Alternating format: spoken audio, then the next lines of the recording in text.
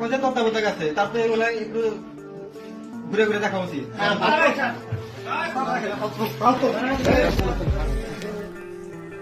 ছাত্রদের সাথে অসভ্য ব্যবহার করে নিজের গোপন অঙ্গ দেখিয়ে দিল এক ডাক্তার। সিরাজগঞ্জে এমনই একটি ঘটনা ঘটেছে।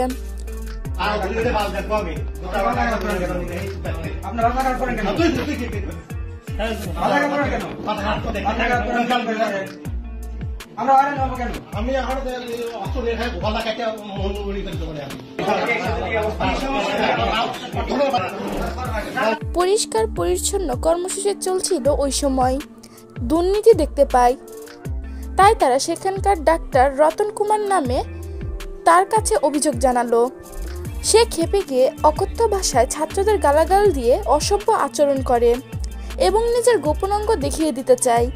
একজন কোনো ভালো মানুষ কখনোই এরকম ব্যবহার করতে পারবে না। এমন তো না ছাত্ররা তার সাথে খারাপ ব্যবহার করেছে।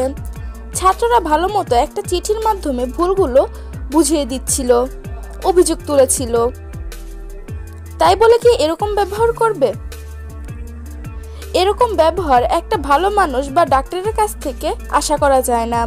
প্রিয় ভিউয়ার্স, এই বিষয় নিয়ে আপনার কি মতামত সেটা জানিয়ে দিবেন আমাদের কমেন্ট বক্সে।